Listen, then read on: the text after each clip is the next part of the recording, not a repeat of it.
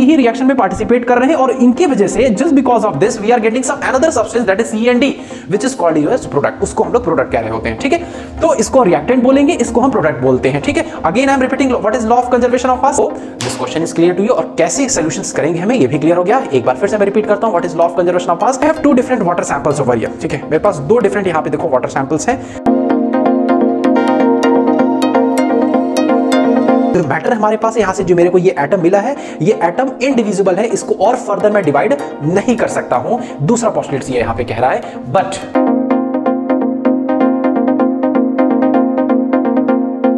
hello students, welcome to Learning with Ankit. I hope your studies are going quite well and good. In this video lecture we are going to cover the entire chapter that is atoms and molecules. Before that let me tell you the complete notes of this chapter, that is my own handwritten notes, is given in the description in the form of PDF. Once you complete the chapter after watching this video you can go through the notes as well as the previous chapter, that is structure of atom, that is also been completed in the form of video as well as the notes also. I'll provide the link of that in the description also. So once you complete this chapter you can go through that also, if in case you have the doubts regarding that chapter also, that is structure of atom also. So let's start the chapter atoms and molecules. Before that let me tell you I'm just going to keep the things very short, very simple, because it's a one short video. If I'm going to cover the every sort of the topics that is given in this chapter atoms and molecules as much as given in your textbook, so the video will be very lengthy, it will be very hard for you to complete, to watch the video entire video length. So that's why I'll keep the things as simple as short, which is applicable, which will be sufficient for your UT examinations, that is unit test, as well as your annual examination.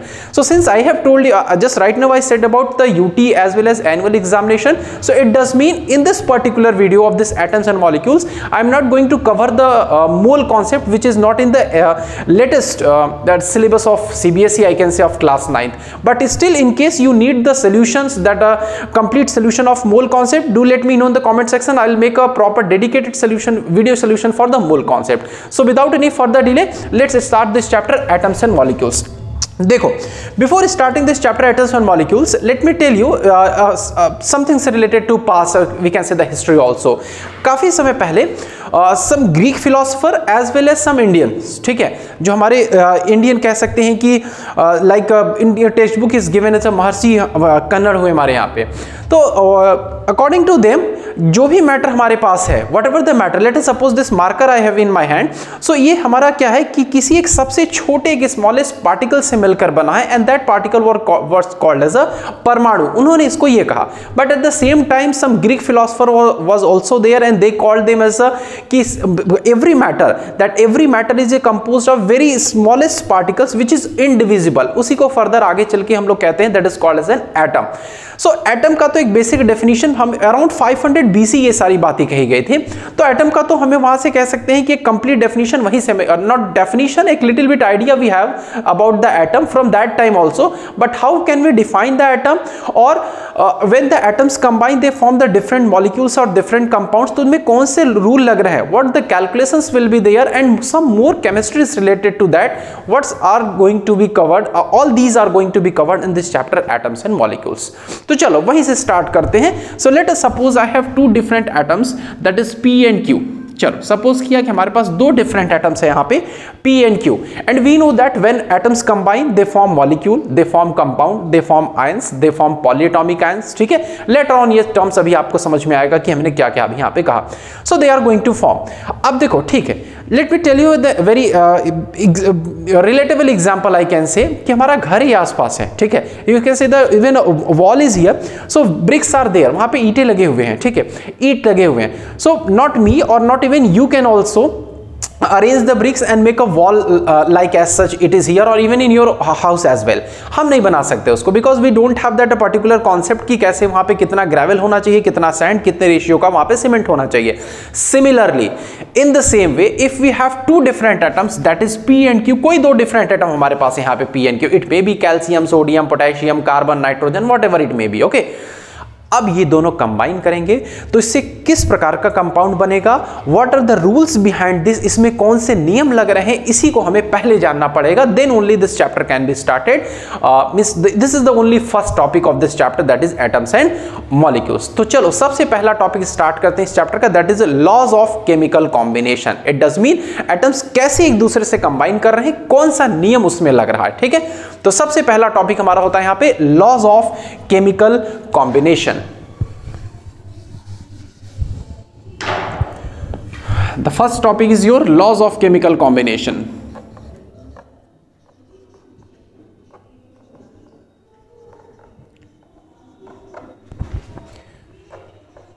Laws of chemical combinations.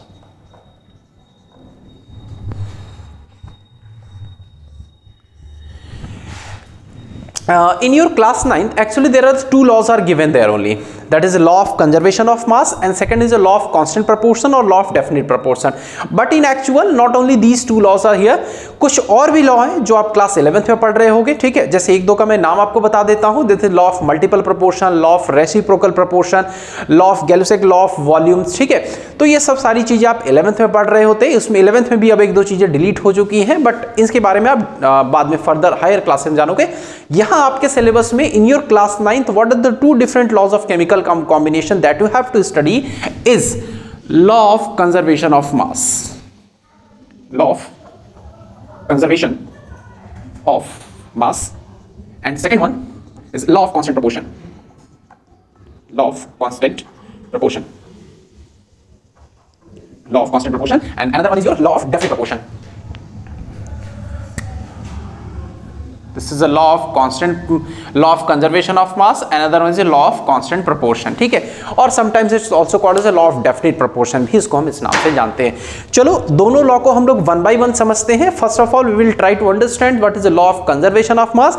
Based upon that we will practice one numerical problem as well. Exactly the same numerical problems might be asked in your upcoming examinations as well, ठीक है। इससे questions हमेशा आते रहते हैं। तो चलो समझते हैं सबसे पहले law of conservation of mass को, ठीक है। As the name suggests over here, ठीक है, who has given this law, ठीक है, in which year, ये सेकेंडरी है, सारी चीजें हैं। पहले लॉ समझते हैं क्या है, how can we solve the numericals, and then after सारी चीजें नोट्स में लिखी हैं कि who has discovered in which year, this is not going to be asked anywhere, ठीक है, कहीं भी आपसे नहीं पूछा जाएगा। It will be an exceptional if it is being asked in your anywhere MCQ exam में, अगर ऐसा कुछ पूछा तो एक एक्सेप्शन ही होगा फिर वो। चलिए law of conservation of mass. So not directly telling you what is this law, directly मैं देखो आपको इस वर्ड पे कॉन्सेंट्रेट करना चाहूंगा मैं। I will say to you कि just concentrate on these two words, that is a conservation of mass. What means to say conservation? देखो कंजर्वेशन कहने का सिर्फ इतना सा मतलब है टू प्रिजर्व समथिंग, ठीक है, किसी चीज को बचा के रखना, उसको खर्च मत होने देना। ठीक उसी तरीके से सॉरी किस चीज को, मास को यहां पे बात की जा रही है, कंजर्वेशन ऑफ मास, ठीक है। So since we are learning chemistry, हम केमिस्ट्री पढ़ रहे हैं, तो हम लोग किस चीज की मास की बात करेंगे? Of course we are going to discuss about the mass of elements, mass of compounds, mass of ions, हम इसी सब के बारे में बात करेंगे।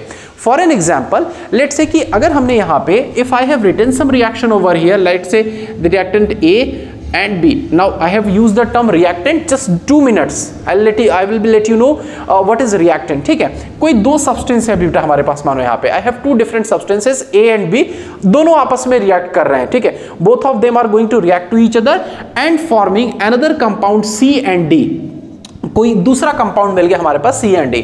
Initially what I am saying that कि मान लो इनिशियली हमारे पास जो वेट रहा था इस A और B का, दैट वाज अराउंड 100 ग्राम, ठीक है। A और B दोनों मिला के 100 ग्राम वेट था।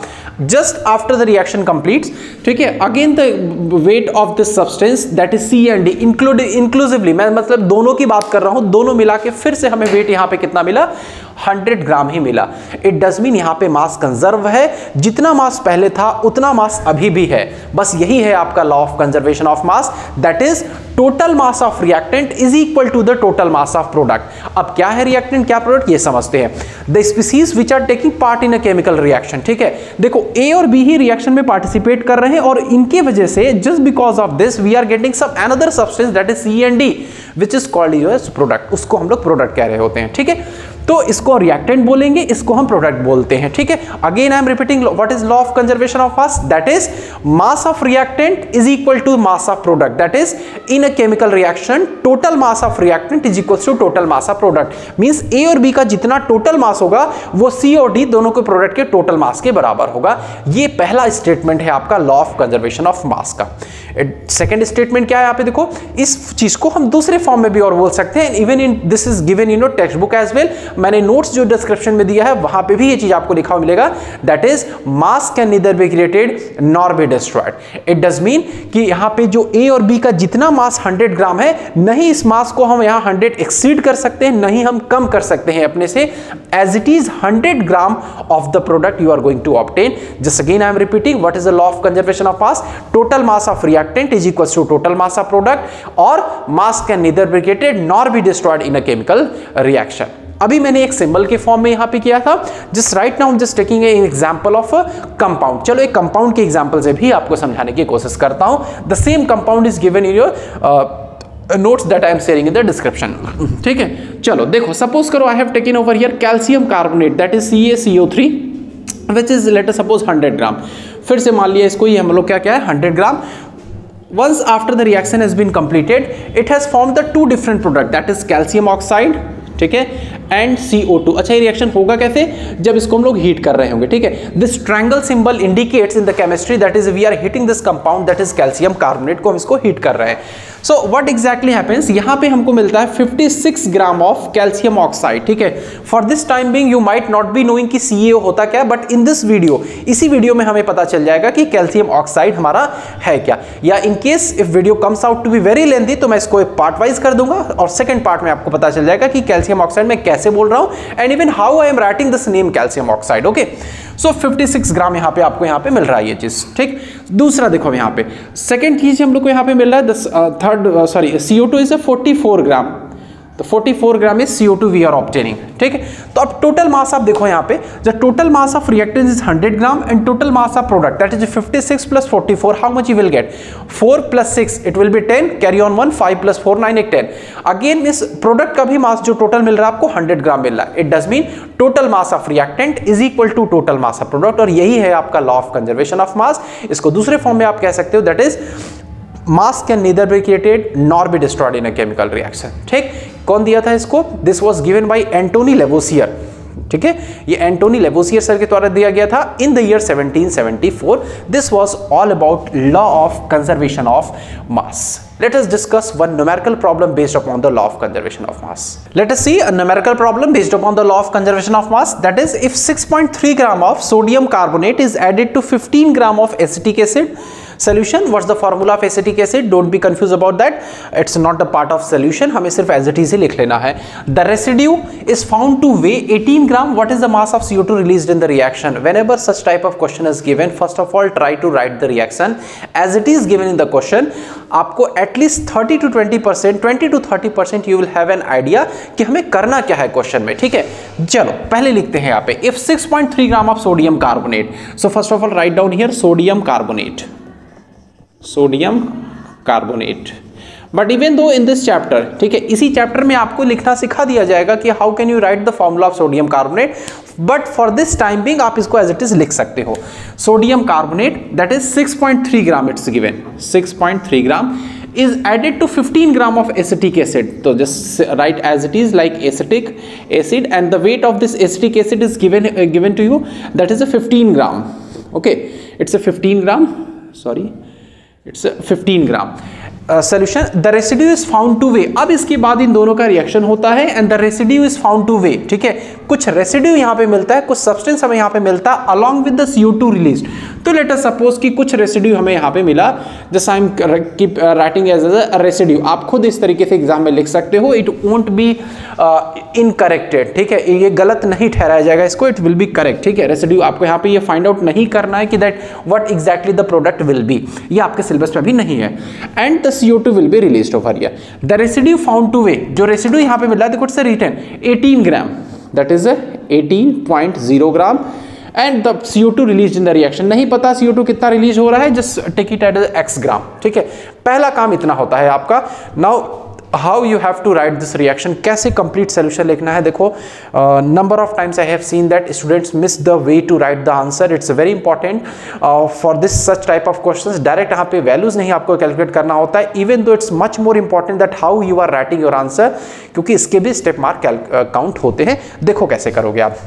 First of all you have written this reaction, तो एज इट इज आप एग्जाम में एक चीज मेरे से छूट गया है, you have to write the reaction taking place. Then after this reaction, then after what you have to do, देखो law of conservation of mass पे बेस्ड हम लोग को क्लियर है, क्योंकि हमें मास ही कैलकुलेट करना है यहाँ पे।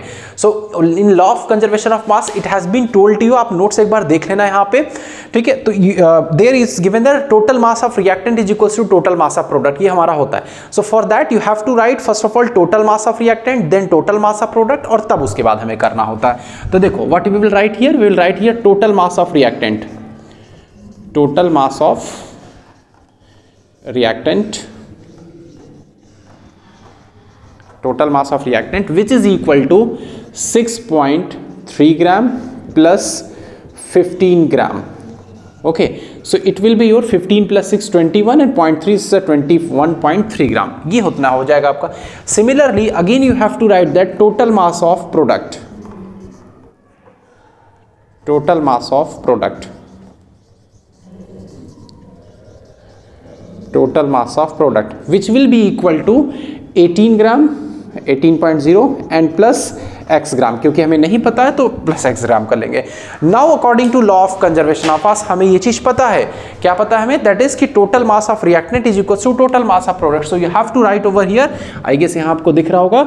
सो first of all you have to write here according to law of conservation of mass, according to law of conservation of mass, मैंने शॉर्ट फॉर्म में लिखा है LC just in order to save the time, आप मत ऐसा करना। According to law of conservation of, we know that, आपको पूरा इस तरह करके लिखना होगा, we know that mass of total mass of reactant, that is mass of reactant is equals to mass of product, mass of product, mass of reactant is equals to mass of product, इतना हमें यहाँ पे लिखना होता है। अब देखो यहाँ पे मास ऑफ रिएक्टेंट हमारे पास कितना है यहाँ पे, we know that the total, here I am solving, okay. So mass of reactant is equals to 21.3 gram, so you will have to write over here that is 21.3 gram is equals to, because यहाँ पे equal to का sign है, then after mass of product, how much product is here 18.0 gram and then after x gram. हमें x calculate करना, अब ये एक simple linear equation अब बन चुका है। So x will be your 21.3 gram minus 18.0 gram, so it will give you 3.3 gram. अब देखो मैक्सिमम बच्चे यहाँ पे गलती करेंगे, you will just leave as it is at this point of time, आप क्वेश्चन को इस तरह छोड़ देते हो, ऐसा नहीं करना है हमें। After that one more step you have to write, that is the CO2 released in the reaction is 3.3 gram, then only your answer would be treated as a complete answer, ठीक है। I hope this question is clear to you, और कैसे solutions करेंगे हमें ये भी clear हो गया। एक बार फिर से मैं रिपीट करता हूं, what is law of conservation of mass, that is total mass of reactant is equals to total mass of product, और mass can neither be created nor be destroyed in a chemical reaction. चलो अब बात करते हैं हम लोग किसके बारे में, लॉ ऑफ कांस्टेंट प्रोपोर्शन के बारे में बात करते हैं, ठीक है। For that I have two different things in my hand, let me show you what is that. I have two different water samples over here, ठीक है। मेरे पास दो डिफरेंट यहाँ पे देखो वाटर सैंपल्स हैं। आई have taken this water sample from another place, और ये हमने किसी और जगह से लिया है water sample. if I'll ask you to write the formula of water, and let me tell you what is that कि यहाँ पे सिर्फ water ही है, इसमें कुछ और हमने नहीं मिक्स किया है, ठीक है, only water is there। तो what will happen if I'll ask you कि चलो इसका मुझे फॉर्मूला लिख के बताओ, so what you all are going to write कि सर इन दोनों में बॉटल में आपके पास क्या प्रेजेंट है, H2O प्रेजेंट है, that is in bottle A as well as in bottle B, दोनों के केसेस में हमारे पास क्या है, H2O ही प्रेजेंट है, nothing else than the H2O, दोनों ही की केस में हमारे पास यहाँ पे क्या है, H2O ही हमारे पास यहाँ प्रेजेंट है। अब देखो यहाँ से इट डज मीन मैं दो अलग अलग सोर्सेज से कंपाउंड लेकर के आया हूँ, कंपाउंड सेम है आपके पास, वाटर ही है, तो उसका फॉर्मूला इधर I am writing that is H2O उसका फॉर्मूला, या चाहे आपसे कहूँ you all are also going to write the same, that is H2O ही आप भी लिख रहे होगे यहाँ पे। बस यही तो है आपका लॉ ऑफ कांस्टेंट प्रोपोर्शन और लॉ ऑफ डेफिनिट प्रोपोर्शन, ठीक है, अभी एग्जांपल दिया, स्टेटमेंट अब देखो बताता हूं आपको। इट डज मीन आपके पास कोई भी pure sample of a chemical compound है, sorry it's a clear written over here, ठीक है, it's a pure sample of a chemical compound, कोई भी आपके पास pure, because otherwise you are going to have an idea कि हाँ sir pure तो क्लियर, कुछ इंटर रिलेशन ऐसा कुछ नहीं है। Just I got this bottle, तो आई थॉट कि इससे हेल्प से थोड़ा सा एक्सप्लेनेशन ईजी हो जाएगा। देखो what I am saying that कि अगर आपके पास कोई pure sample of chemical compound है, means pure sample of chemical compound कहने का ये मतलब है कि इसमें हमने अलग से कुछ और मिक्स नहीं किया। अगर आप कुछ अलग से मिक्स कर दोगे तब फिर वो चीज़ दूसरा हो जाएगा हमारा, ठीक। Again I am telling you what I am telling right now, just try to understand कि अगर आपके पास कोई pure sample of chemical compound है तो उसमें जो नंबर ऑफ एटम्स होंगे, टाइप ऑफ एटम्स होंगे, वो हमेशा फिक्स रहेंगे, कॉन्स्टेंट रहेंगे, सेम रहेंगे। लाइक कि हमने वाटर दो अलग अलग सोर्सेस से लाया, फिर भी दोनों के केस में उसका जो फॉर्मूला था वो सेम था, दैट इज H2O ही था। दो हाइड्रोजन एटम थे और आपके एक ऑक्सीजन एटम थे। यही है आपका लॉ ऑफ कांस्टेंट प्रोपोर्शन, क्योंकि देखो इसमें जो एटम्स हमारे कांस्टेंट है, सेम है, डेफिनिट है, तो उसको किसी भी नाम से आप इस जान सकते हो, that is law of constant proportion, law of definite proportion, ठीक है, दोनों ही नाम से आप जान सकते हो। किसको कौन दिया इसको, इस लॉ को? जोसेफ प्राउच ने इस लॉ को दिया था in the year around 1779, yes, ठीक है, इस ईयर में आपको दिया था। स्टेटमेंट क्या है फिर से एक बार बोलता हूं, स्टेटमेंट आपको again I am saying that PDF copy है, वहां पे आपको मिल जाएगा। Here I am not writing, okay, that is all pure sample of a chemical compound contain the same element combined together in a fixed proportion by mass, ठीक है। what I am saying that कि अगर H2O present है, हमारे H2O हमारे पास है, तो उसमें हाइड्रोजन और मास, हाइड्रोजन और ऑक्सीजन के मास का रेशियो हमेशा फिक्स रहेगा। डजेंट मैटर कि ये मैं किस रिवर से पानी लेकर आया हूँ, या सॉरी ये मैं किसी और के घर से लाया हूँ, ये इस बॉटल में वाटर और इस बॉटल में मैं किसी और घर से लाया हूँ, डजेंट मैटर, दोनों के केस में जो हाइड्रोजन और ऑक्सीजन के मास का रेशियो है वो फिक्स रहेगा। यही है आपका लॉ ऑफ कांस्टेंट प्रोपोर्शन और लॉ ऑफ डेफिनिट प्रोपोर्शन। कैसे, ये चीज देखो, हाइड्रोजन का मास हमें पता है 1 होता है, but since 2 hydrogen atom are present तो 2 होगा यहाँ पे मास। ऑक्सीजन का मास 16 होता है, सो it will be 2:16, so it will be 1:8। It does mean hydrogen sorry water हमें किसी भी सोर्सेस से मिले उसमें हाइड्रोजन और ऑक्सीजन के मास का रेशियो हमेशा फिक्स रहेगा, एंड दैट विल बी 1:8। वो सिर्फ आपका 1:8 ही रहेगा, नथिंग एल्स देन दैट। यहाँ पे भी देख लो, हाइड्रोजन आपका कितना है 2 होगा यहाँ पे, ऑक्सीजन का 16, so you are going to obtain that is 1:8, ratio हमेशा फिक्स रहेगा। कोई और एग्जांपल्स भी आपको दिखाता हूँ, ठीक है। Let me tell you some more another example here I am writing. Let us suppose कि यहीं पे इसी क्लास में, in this class right now I am just burning a piece of paper, ठीक है, मैं एक पेपर जला रहा हूँ। So if I am just burning piece of paper, what I am going to obtain, I am just going to obtain the CO2, that is a carbon dioxide हमको यहाँ पे मिलेगा। एट द सेम टाइम अगर आप lab में कोई experiment करा रहे हो, वहां से कार्बन डाइऑक्साइड गैस रिलीज कर रही है, so you all are also going to write the same formula, that is CO2, आप भी वहां पे CO2 ही लिखोगे। At the same time, let us suppose कि हमारे घर के बगल में यहाँ पे there is some industry or factory set up and the carbon dioxide gas is releasing. So अगर कोई मेरे से कहे कि सर उसका फॉर्मूला क्या है, so also the same time I'm going to write the formula CO2 मैं भी लिखूंगा वहाँ पे। और हर एक केस में जो नंबर ऑफ कार्बन और ऑक्सीजन है वो सेम है। अगर कार्बन और ऑक्सीजन सेम है, इट डज मीन उनके मास का रेशियो भी हमेशा फिक्स रहेगा, और यही कहता है आपका law of constant proportion, law of definite proportion. Let us see कैसे फिक्स है और कितना फिक्स है, आओ इस चीज को भी देख लेते हैं। कार्बन का मास हमें पता है 12 होता है, ठीक। Oxygen just right now I told you था 16, but since 2 oxygen atoms are present, so it will be 12:32, and on simplification you will obtain, दोनों ही 4 से डिविजिबल हैं आपके, so you will obtain 4 3 जा 12 and 4 8 जा 32, so that's the ratio is 3:8. It does mean इस चीज को देखो अब हम लॉ ऑफ कांस्टेंट प्रोपोर्शन से कैसे कोरिलेट करके कह सकते हैं, how can I say that, that is the mass of the ratio of the masses of carbon and oxygen is always fixed in CO2, that is 3:8. ये इसका मास का ratio हमेशा क्या रहेगा, फिक्स रहेगा, कांस्टेंट रहेगा, डेफिनिट रहेगा। यही चीज देखो यहाँ पे कहा गया है लॉ ऑफ कांस्टेंट प्रोपोर्शन में। इसको आप ट्रिक से ऐसे लर्न कर सकते हो कि इसके नेम में ही कांस्टेंट वर्ड लिखा हुआ है। This was your law of constant proportion, ठीक है। बट अब देखो दोनों ही law, whether it's law of constant proportion और whether the law of conservation of mass, दोनों ही लॉ के कुछ लिमिटेशंस हैं। क्या है लिमिटेशंस, आइए उसको डिस्कस करते हैं। What we have to discuss, that is the limitations of both the laws. दोनों ही लॉ के हमें लिमिटेशंस यहां पे डिस्कस करने हैं। limitations, number of times the questions have been asked related to the limitations of law of conservation of mass as well as law of constant proportion, दोनों से ही क्वेश्चंस पूछे जाते हैं हमेशा ही। तो आओ इसको अगर देख लेते हैं, डिस्कस करते हैं कि क्या लिमिटेशंस इसके हैं। सी since last Diwali I have noticed this thing as well as I have created the shorts as well, उसका भी लिंक मैं डिस्क्रिप्शन में प्रोवाइड करता हूँ, आप एक बार जाके जरूर से देख लेना। जो भी क्रैकर्स हम लेकर के आते हैं, just I got the weight of that one particular cracker, मुझे पता नहीं आप क्या नाम उसका कहते होगे, just I got the weight of this cracker and it was something around 23 point something gram it was about. Just I fired this cracker, ठीक है, जलाया उस क्रैकर को, but after that I got the weight of this cracker was something around 13 point some gram. तो it does mean कुछ मास का difference आ गया था, that is total mass of reactant अब टोटल मास ऑफ प्रोडक्ट के बराबर नहीं आ रहा था. Why it was? बिकॉज कि वहां पे कुछ जो मास था वो एनर्जी में कन्वर्ट हो गया था. इट डज मीन कि ऐसे सभी रिएक्शंस जिसमें मास एनर्जी में कन्वर्ट हो जाएगा, in that particular case you are not going to obtain total mass of reactant is equals to total mass of product. अब आप ये पूछ सकते हो कि सर ये कैसे पॉसिबल है, how is this possible that mass can be converted into the energy? For that we know a very prominent very prevalent relation of Einstein's relation, that is E is equals to mc square. कई बार चर्चा होती है इसकी, आप सुने होंगे, जानते होंगे इसके बारे में, यस पढ़ोगे आप हायर क्लासेस में, but at least you might have heard about that E is equals to mc square. ठीक है, तो फिर से मैं रिपीट करता हूं, ऐसे सभी रिएक्शंस जहां पे आपका मास एनर्जी में कन्वर्ट हो जाएगा, there so always keep remember wherever the energy mass is giving converted into the energy, वहां पे आपका law of conservation of mass applicable नहीं होगा. और ऐसा सिर्फ दो जगहों पे होता है, at two places where nuclear fission और nuclear fusion is taking place. ठीक है, सिर्फ इसी दो रिएक्शंस में आपका law of conservation of mass applicable नहीं होगा.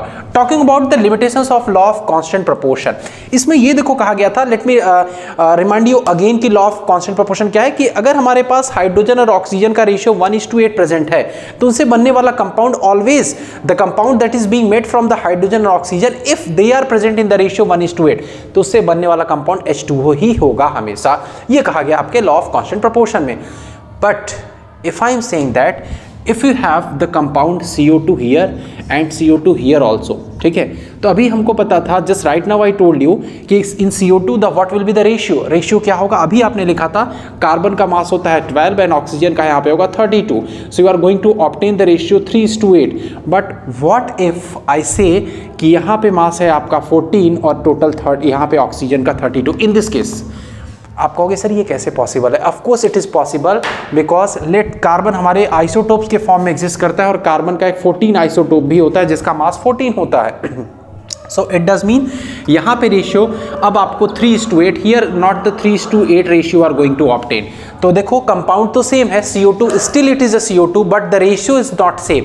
It does mean if the same compound is being formed with the help of isotopes, अगर आइसोटोप्स के हेल्प से बन रहा है, मींस यहाँ पे देखो कार्बन का 12 वाला आइसोटोप है, but here we have the isotope 14 of the carbon atom. तो in this case the ratio will not be same, वहां पे रेशियो आपका कांस्टेंट डेफिनेट सेम नहीं होगा. This is the limitation of law of constant proportion. एक और limitation है इसका, if I am giving you compound like C2H6O,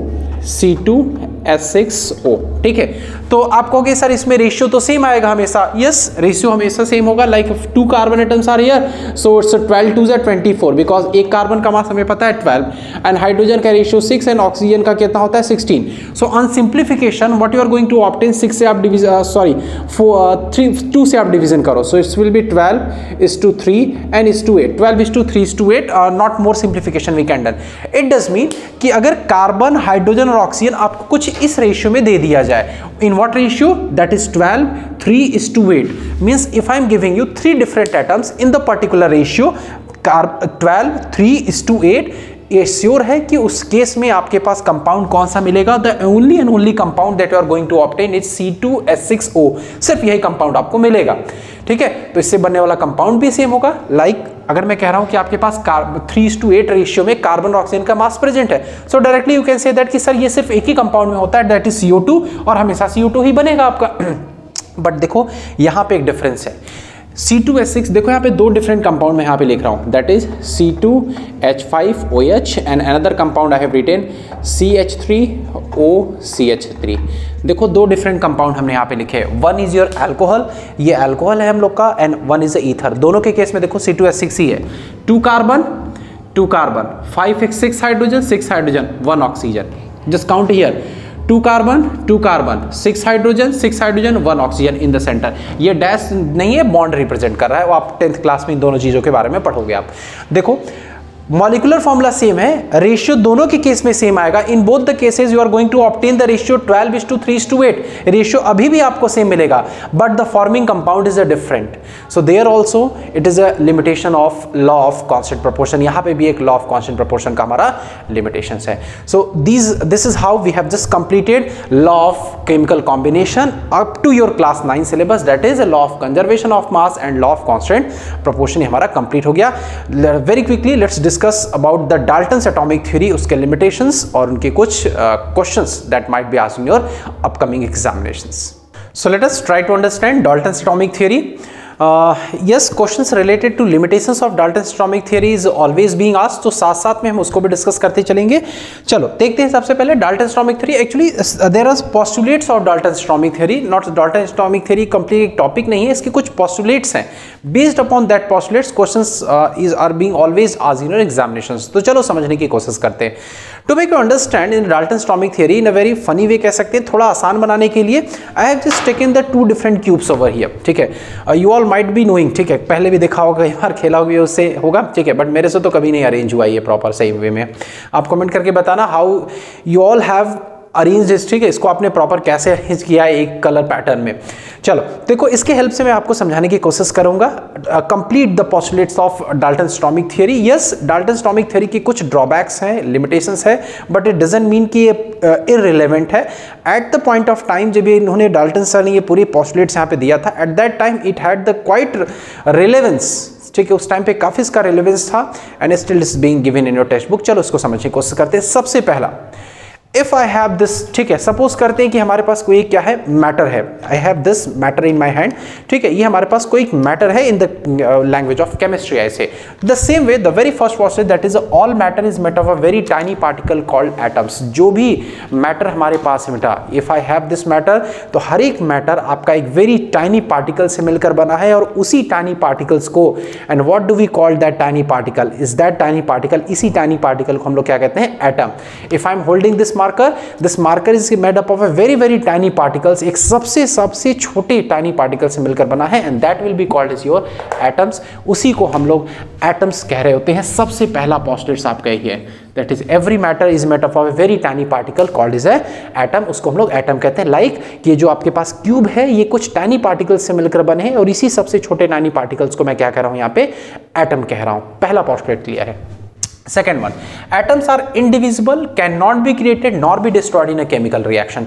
atom हमारे indivisible है। It does mean ये जो मैटर हमारे पास है, यहाँ से जो मेरे को ये एटम मिला है, ये एटम indivisible है, इसको और फर्दर मैं डिवाइड नहीं कर सकता हूं। दूसरा पोस्टुलेट ये यहाँ पे कह रहा है, बट ये लिमिटेशन, ये इनका लिमिटेशन हो सकता है, because we know that atoms are further divisible, क्योंकि हमें पता है एटम्स के अंदर और भी कई हमारे पास फंडामेंटल पार्टिकल्स हैं, and what are those, that is electron, proton, neutron. तो एटम का हम डिवीजन कर सकते हैं। सो ये कहना गलत है, that is atoms are indivisible. Of course atoms are divisible. तो आप हेडिंग करेंगे what is the limitations of Dalton's atomic theory. So there you will write, there you will have to write the very first point, that is atoms are divisible, ठीक। But हाँ, यहां पे लिखा है can not be created nor be destroyed in a chemical reaction. ये आपको अगर अभी just right now this video I told you total mass of reactant is equal to total mass of product, और उसके बाद एक और स्टेटमेंट मैंने आपको बताया था law of conservation of mass का, that is mass can neither be created nor be destroyed. It's quietly को resembles with this line, that is can not be created nor be destroyed in a chemical reaction. तो अगर आपसे ये भी question पूछा जाता है कि which statements of Dalton's atomic theory explains the law of conservation of mass, directly आप लिखिएगा statement number 2, that is a postulate number 2, और साथ में ये पूरा पोस्टुलेट्स भी लिखेंगे। Again I am repeating, along with that you have to write this complete postulates, that is atoms cannot be created nor be destroyed in a chemical reaction, ठीक है। just coming to the third one, atoms of a given element are identical in mass and chemical properties। अगर given element आपको दिया जाए, ठीक है, कोई भी element आपको दिया जाए, let's say कि हमारे पास ये क्यूब ही है, ठीक है, ये element है हम लोग के पास, तो इस element के अगर मैं कोई दो atoms को यहाँ पे ले लेता हूँ, ठीक है, if I am taking two different atoms, तो दोनों atoms का mass और chemical properties सब कुछ सेम होगा। आप देखो यहाँ पे, ठीक है, दोनों elements का क्या होगा यहाँ पे, mass और chemical properties दोनों को ही हमारे क्या होंगे, सेम होंगे। It is being told in the Dalton's atomic theory, but जो कि गलत है। कैसे है आओ समझाता हूं आपको। Like I have taken two different atoms, चलो दो डिफरेंट एटम्स हमने यहां पे लिए हैं कार्बन के, ठीक है। तो इनके अकॉर्डिंग ये है, अकॉर्डिंग टू डाल्टन सर, कि दोनों ये जो कार्बन के एटम है, क्योंकि सेम बिलोंग कर रहे हैं सेम एलिमेंट कार्बन से, तो दोनों का ही मास एज वेल एज दोनों की केमिकल प्रॉपर्टी सेम होनी चाहिए। But we know that carbon के आइसोटोप्स एग्जिस्ट करते हैं, ये 6,6,12 हो सकता है, ये 6,6,13 है आपका। तो देखो मास तो डिफरेंट हो गया, एक का मास 12 है, दूसरे का मास 13 है। इट डज मीन इनका ये स्टेटमेंट गलत है। This statement will also be treated as a limitations of Dalton's atomic theory. Always keep remember this thing. And what do we call such species, कि जहां पे एटॉमिक मास डिफरेंट हो but mass number atomic mass different हो but atomic numbers are same, such species are called as your isotopes. ठीक है, इनको हम लोग क्या कह रहे होते हैं, these are called as isotopes. तो while you are writing limitations of, जब भी आप लिमिटेशंस की बात लिखेंगे डाल्टन्स एटॉमिक थ्योरी, उसमें ये वर्ड आइसोटोप्स आना ही चाहिए। चलो बात करते हैं next one, that is atoms of different elements में different elements have different masses and chemical properties. अगर दो डिफरेंट एटम्स, ठीक है, चलो दो डिफरेंट एटम्स, दो डिफरेंट एलिमेंट हमारे पास है, एक एटम मैं यहां से अलग करता हूं, एक एटम मैं यहां से अलग करता हूं, तो अकॉर्डिंग टू डाल्टन सर उनका ये कहना था कि दोनों का ही मास और प्रॉपर्टीज सब कुछ डिफरेंट होगा। बट यहां पे हम देख रहे हैं ना, कलर तो सेम है यहाँ पे, एटलीस्ट कुछ एक चीज़ें तो सेम आ रही हैं। तो इट डज मीन ये भी स्टेटमेंट इनका गलत है। कैसे, और एग्जांपल के तौर पे आपको दिखाता हूँ। Let us suppose I have written over here that one atom argon और दूसरा हमने लिखा है यहाँ पे कैल्शियम। ठीक है, तो देखो कैल्शियम का ऑर्गन का एटॉमिक नंबर 18, कैल्शियम का 20। ठीक है, ये दोनों तो डिफरेंट है, बट टॉकिंग अबाउट द मास, तो ऑर्गन का मास 40 होगा और कैल्शियम का भी मास 40 होता है। तो देखो मास तो सेम आ रहा है, बट एटम्स हमारे डिफरेंट एलिमेंट्स के हैं। ठीक है, एक एटम हम लोग का क्या है, one atom is your, for example एक एटम हम लोग का देखो किसका है, ऑर्गन का, and other atom is of calcium. Atoms different है लेकिन मास तो सेम आ रहा है। But according to this statement इनका ये कहना था एटम्स ऑफ डिफरेंट एलिमेंट्स, अगर एटम्स डिफरेंट हुए तो उनके डिफरेंट मास भी होंगे, डिफरेंट केमिकल प्रॉपर्टीज, बस मास तो यहाँ पे सेम आ रहा है। तो ये इनका लिमिटेशन होगा, ये भी statement. And what do we call such species, such species are called as isobars, इनको हम लोग आइसोबार्स कहते हैं। And what is the trick to learn the isobars, that is कि इन आइसोबार्स में देखो लेटर ए वर्ड आ रहा है, ए फॉर एटॉमिक मास, ऐसे आप लर्न कर सकते हो। तो ए फॉर एटॉमिक मास, तो आइसोबार में एटॉमिक मास आपका सेम होगा। This is the fourth statement of Dalton's atomic theory. Fifth one की बात करते हैं, that is atoms combine in the ratio of simple whole number to form compound. ठीक है, atom simple whole number ratio में form करते हैं तब कंपाउंड बनता है। For an example, if I am writing here formula C6H12O6, glucose का अगर मैं फॉर्मूला लिखता हूं, so here the ratio will be 6:12:6। अब सिंप्लीफाई इसको करो तो यू विल गेट 6 से टेबल से आप डिवीजन करो 1:2:1। ठीक है, यस ऑफ कोर्स ये एक सिंपल होल नंबर रेशियो भी है आपका। इट डज मीन ये स्टेटमेंट आपका सही है, that is atoms combine in the simple whole number ratio to form compound. But कुछ एक दो केस है हमारे पास जहां पे ये भी स्टेटमेंट थोड़ा सा इनकरेक्ट होता है आपका। Let me give you an example of that. If I am writing the formula that is C12H22O11, ठीक है, अगर मैं यहाँ पे ये लिखता हूँ दैट इज C12H22O11। अब देखो ये शुगर का फॉर्मूला है जो आप शुगर कंज्यूम करते हो घरों में आपके, that is the C12H22O11। Here you will find out कि जो रेशियो है वो अब सिंप्लीफाइड नहीं है। Yes of course it is a whole number, ठीक है, ये होल नंबर है आपका, ठीक है, ये फिक्स रेशियो भी है, इंटीग्रल भी है, but it's not a simple ratio, that is a 12:22, it's not a simple ratio. So ये स्टेटमेंट भी आपका एज ए लिमिटेशन ही ट्रीट होगा। That is a fifth one. Talking about the last one, that is a relative number and kind of atoms are constant in a given compound. If I'm saying that carbon dioxide, you are also going to write the formula carbon dioxide CO2.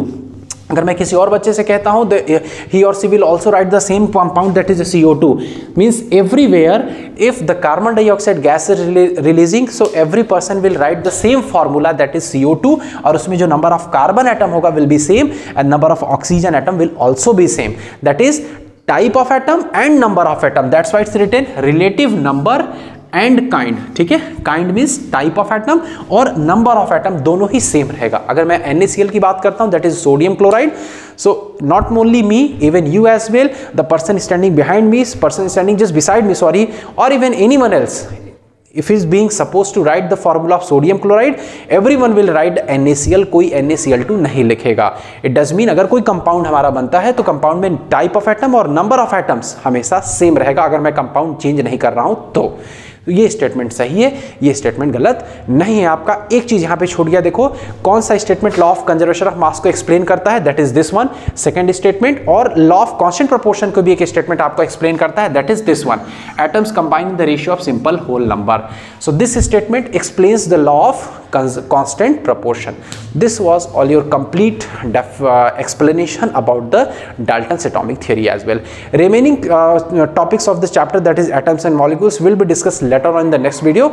Otherwise video काफी lengthy हो जाएगा. Till the time, keep watching me on my channel e-learning with Ankit and keep progressing in your subject chemistry. Thank you for watching.